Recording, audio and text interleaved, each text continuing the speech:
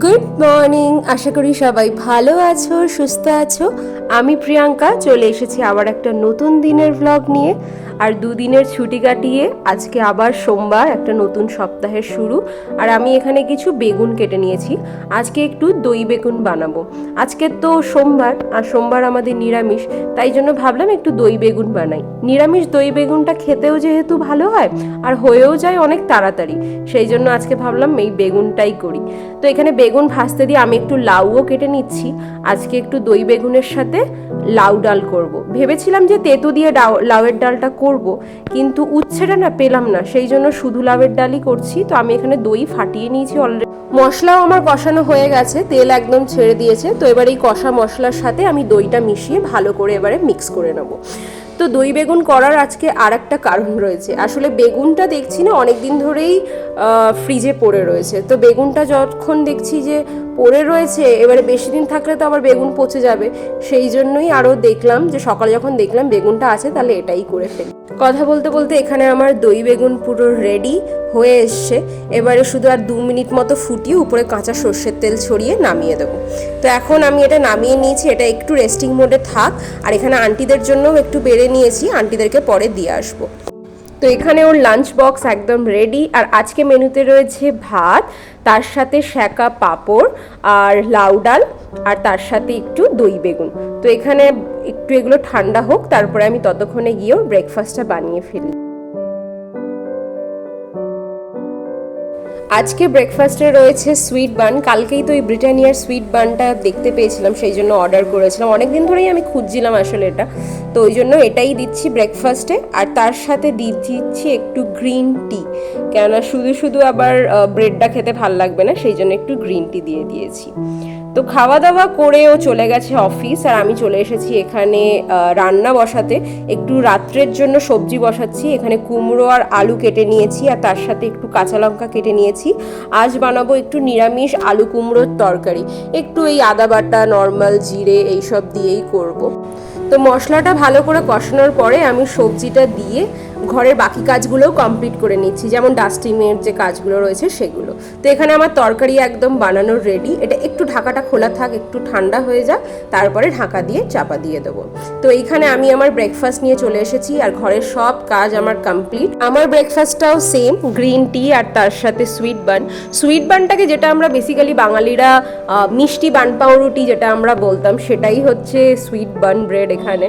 তো কিন্তু এটার সাইজটা এখানে তুলনামূলক অনেক ছোট, কারণ আমরা ছোটবেলায় যেটা খেতাম সেটা অনেক বড়। আর এটা আমার ভীষণ প্রিয় একটা খাবার ছিল, মানে এই বান পাউরুটি খেতে আমি ভীষণ ভালোবাসতাম। বেশ মানে মিষ্টি মিষ্টি থাকতো, অনেক বান পাউরুটিতে তো আবার টুটি ফুটিও থাকতো, বাট ওটা আমি ভালোবাসতাম না অত।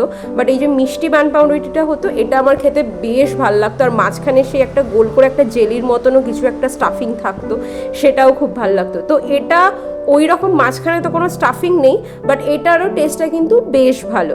ব্রিটানিয়ার যেহেতু ভালো তো একটু হবেই, তো সেই জন্য অনেকটাই ভালো। বেশ অনেকদিন পরে খেয়ে খুব ভালো লাগছে এটা। তো চলো আস্তে আস্তে ব্রেকফাস্টটাও শেষ করি, কাজও শুরু করে দিয়েছি অলরেডি।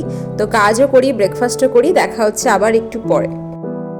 দুপুরবেলায় নাইকা থেকে একটা পার্সেল এসেছিল, বাট তখন আমি যেহেতু কাজ করছিলাম তখন আর অত খুলতে পারিনি। তো এখন কাজ বাজ শেষ করে উঠেছি, আর এখন বাজে 8:45 মতো। আর এখন আমি খুলে দেখছি যে কি দিয়ে গেছে। একটা জিনিস তো আমার মনে রয়েছে, আমি একটা ময়শ্চারাইজার অর্ডার করেছিলাম, তো ওই জন্য খুলে খুলে এখন দেখছি যে কি দিয়ে গেছে।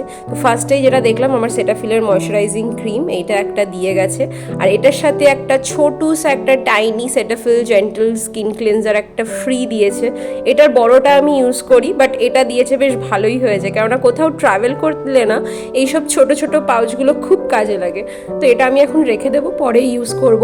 আর অর্ডার করেছি একটা ফেসেসের আইলাইনার। আমি অনেক আইলাইনারই ইউজ করেছি, বাট এইটা আমার মনে হয় বেস্ট। এটা খুব ভালো লংজিভিটি থাকে।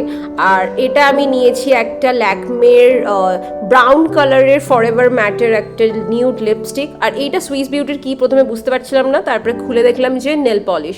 তো এখানে 3টে নেল পলিশ আমি নিয়েছি সুইস বিউটির। কালারগুলো হচ্ছে একটা হচ্ছে একদম নিউড শেডের রয়েছে, এই কালারটা আমার ভীষণ পছন্দের একটা কালার। আর তার সাথে নিয়েছি একটা লাইম নিয়ন। এই কালারটা যে আমি কতবার কিনেছি, বারবার শেষ হয়ে যায়, আর বারবারই আমি এটা কিনি। আর তার সাথে এটা একটা ল্যাভেন্ডার ল্যাভেন্ডার কালার।